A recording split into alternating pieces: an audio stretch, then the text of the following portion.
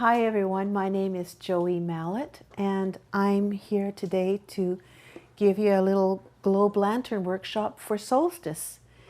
Unfortunately, we cannot do Solstice in the usual way that we do, but we can still make lanterns and you are still able to go out in the streets with your lanterns on the 21st and bring a little light into the world. So these are a couple of examples of lanterns that we can make. Some of them we put real leaves into, as you see here, little maple leaves that we've collected from the streets under all the falling leaves. And an alternative would be to cut your own out of tissue paper. So I'd like to show you some of the materials here. This is tissue paper, brushes. These are great brushes. You can get them in Chinatown in Vancouver. They're great for putting any kind of watery paint on. And scissors, balloons. You'll need to blow up a balloon. This is a 9-inch balloon. That's just about the perfect size. You'll need glue, string, hole punch, some LED lights, pipe cleaners, and a chopstick, very useful. And hopefully you will collect a few leaves. And I've collected some maple leaves here. That's for if you want to put leaves in your lantern, or you could also cut up shapes out of tissue paper. Glue. Elmer glue, just regular old white glue, mixed half and half with water. So this is what I'm going to just mix up, this glue that I've put half water, half glue in. Solstice is about light and about welcoming the sun back into our lives. And so generally we use sunlight colors. That doesn't mean you can't make a blue lantern if you want. You can. But, and they're nice too. It gives kind of a moonlight glow. But generally we're thinking fire, and at least that's what I'm doing this time. So that's the reason for these colors. What I recommend is that you have all your materials laid out beforehand. So all your paper, because we're working with glue and we're working often with young children, so it's good to have your paper already set up in piles of the same color, and you know, a size is, tear them. I like to tear them because when you tear them, when you overlap them, you don't have any line, they just blend together, and I like that look. But then again, if you want to use scissors to cut, you might like to see those lines. It might be kind of a design element that you enjoy. So, but I just tear all mine. It's quick, it's easy. There has to be 4 entire layers on this globe lantern, which of course starts with the balloon. So you blow the balloon up, and then you take a piece of string and tie the belly button off, as I call it. You just need to tie it one time. You don't need to knot it, just tie it tight underneath there, like that. And then, this is a little bit tricky, you've got a yogurt container that has a hole in, you've put a hole in the bottom.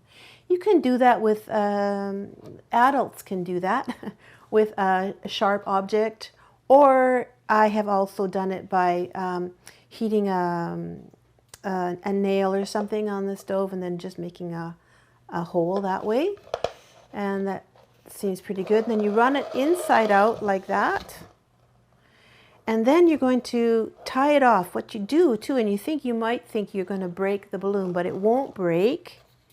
First of all, take a piece of tape and make it fairly long, about as long as the side of the yogurt container, like that. And then pull this up as high as you can. Oops. Pull it up as high as you can. So, and then draw it down the side and take that tape. There we go.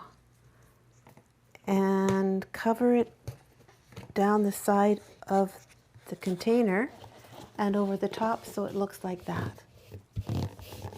Then you've got a really nice base. This is not going to wobble around on you because you're going to want to press on it. And then I think I will just cut that tail off. And I'm ready to start.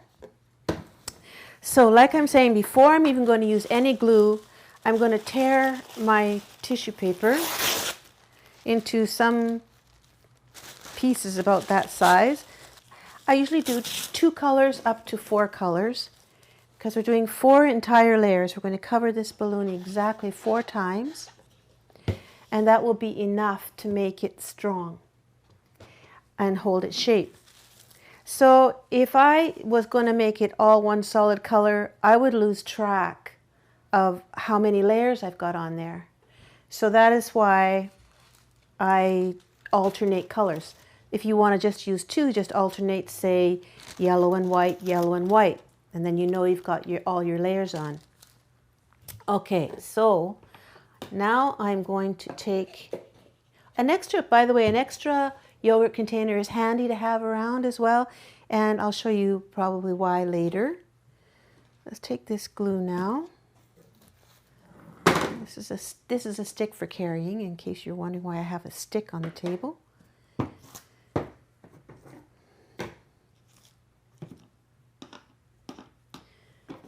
And remembering that this is now the top of your lantern right here. This is a balloon. This is going to become a lantern. So first of all, I will draw the rim of the lantern, and I like it to be at least a ½ an inch away from the yogurt container. I don't want to get any glue above that line, and I don't want to get it stuck to the container, that's for sure. So, and then I will totally cover the rest of the balloon with the glue. And this is a really tried and true method. It's really good for not getting your hands all totally gluey, because one hand will stay on the yogurt container and the other one on your brush. And you can see that the consistency of the glue is not too liquidy, but it's easy to spread, and not too thick either. Okay, so that is pretty well covered. Now, here's the trick I love to show, is to pick it up so your hands don't even get dirty at all. And you can see that I went right over top of that line I drew for the rim. And it's because the rim has to be strong, because that's what we're going to suspend. We're going to suspend the lantern from this rim. So it has to be doubly strong. So every time you come to the rim, you are going to do this, what I'm doing here now. So I'm starting with the white, and I'm overlapping it. But then right along the line of the rim, I turn it back like this. And every time if I do that, I'm going to have a very nice strong rim, so it won't tear, the lantern won't tear. Now the other thing, you can see I'm getting some wrinkles, and wrinkles are great. Wrinkles are great. I love wrinkles, but what you don't want is you don't want air spaces. So for example, here's a wrinkle. These are some wrinkles here. They're nice, but you have to press them down, because if you leave an airspace like that, the light is not going to travel through as well. So you have to make sure that they're really, you press down enough that they will stick. Everything sticks to the balloon. So every layer is going to be done exactly the same as this one. And you need 4 entire layers. And then we add leaves or some cutout paper, whatever you want to do with it at that point. What are you doing? This is Gemini. Gemini. She's curious, as cats are. So curious what's going on here.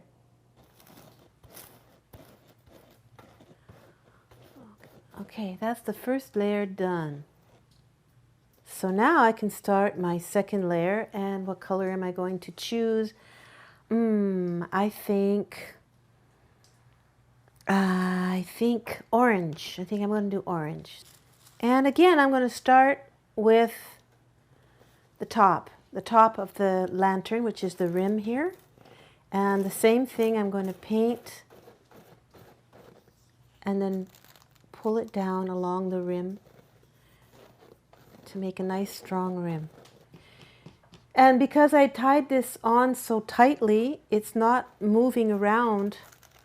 If you don't have it on tight, your balloon will flop around and be really difficult to work with. So please always remember to put glue under as well as on top. If it's starting to dry a little bit here now, so I need to make sure there's glue underneath, or it will create more airspace.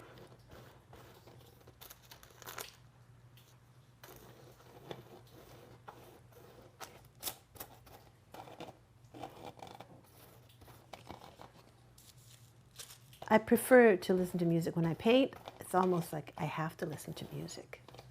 So whatever I'm listening to, usually, often piano music, just because I'm learning how to play some pieces, and I'll just listen to it obsessively over and over again. Now that we have 4 entire layers, it's time to add your design element, which can be leaves, or it could also be cutouts of tissue paper that could be on there as well. I'm choosing to put leaves on this time. So these leaves I collected in the fall, and then earlier in the fall, before they were all on the ground, and froze them. So that's the way you can save them, have frozen ones and then unthaw them, and they'll be just nice and fresh and soft. Once they get crispy, you can't use them, of course, so these are nice and flexible. So remember that this is the top of your lantern, and also your light source is going to be here, and it will create a shadow. So that right the very, very bottom is probably not a good place to put anything that you want to be seen. And then I'm going to cover it with some glue, and then I choose a color of tissue paper to cover that with, because it has to be embedded in the layer. So I'm going to just choose white because it will go more or less transparent. And for this time, I'm not going to worry too much about turning the paper down on the rim there. And I'm just going to try to cover the leaf like that, just to keep it in. And just placement, what am I going to do? I want to make it to look as if maybe the wind is blowing these leaves, so I'm just going to randomly put them on like that. Take a smaller piece. And again, you don't want any air spaces, especially not over the top of your leaves, or you won't see them so clearly. This is the fun part where you get to be more creative, and this is how you individualize personalize your own lantern. There we go. I think that's it. Looks like leaves blowing in the wind. I think that's ready to hang now. All the layers are done. The leaves are on, and it's still very wet, so it needs to be hung to dry. So we can take it off the yogurt container. Just take off hang on to that string though, so it doesn't fall. And you can grab it that way. And now what I like to use to hang it on a makeshift string line, you can put it up in your house anywhere where you've got some protection underneath, like a plastic sheet, so that the glue can drip onto it if there's a lot of glue. I don't think there's much glue on this one, but oftentimes you have a surfeit of glue. And then a paper clip is very handy for piercing the belly button like that. And then I can hang it on the string line above the plastic, like so. It will take 24 hours for it to dry, and then tomorrow we can pop the balloon and finish the lantern. Okay, so here's our finished, it's dried lantern with our leaves, and the balloon is still inside. It's time for my favorite part. It's the popping of the balloon. Don't be squeamish. Oh, that didn't work. Woo! Now this is the favorite part. I love that sound. Oh, that happened so fast. Okay, so the balloon is out. Voila. Perfect. Lantern. You can already see how beautiful it's going to be when it's lit up. And now you need to have 2 holes with your hole punch. You can punch a hole on either side of your lantern, and it's got a nice reinforced top. So it's nice and strong. The rim has been well reinforced, so it will not run. This, when it gets wire in there, it's not going to tear it. And they're right exactly across from each other. So now we can take the pipe cleaner and put it through the holes on either side. And it's nice, flexible, pliable wire, so it's really easy to just twist it. And then both sides do that. And then I like to make a little loop right in the middle of the wire. I will take it and just twist it there so that it's right in the middle. And that's now the point you're going to hang it from on your stick, which is the very next thing. Well, look at your nice tissue paper collar. How do you like that, Jem? My Solstice cat. See?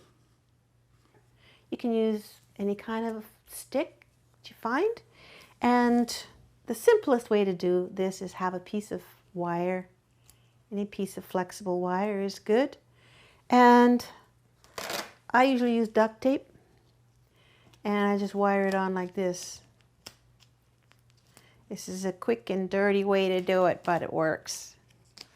There we go.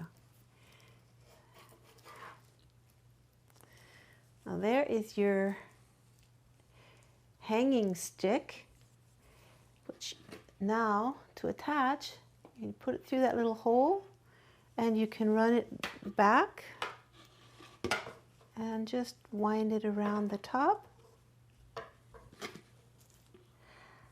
And the very, very last thing is an LED, a light for your lantern. Back in another time, we would put candles in the lanterns, and you still can. But for our purposes today, we're using an LED, which is a nice warm color of LED. And it fits perfectly on the bottom. It doesn't need to be glued on or anything. It will just stay nicely in the lantern, and it gives nice light. Okay, so now we have our beautiful lantern, and just to show you how beautiful it is, I'm going to turn the lights off in my house. And I'd just like to thank you for watching, and I hope you make beautiful lanterns and have a wonderful solstice.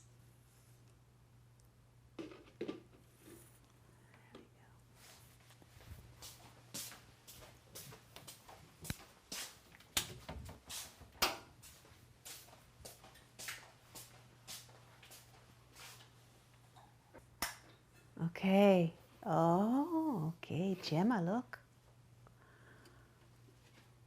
It's pretty sweet.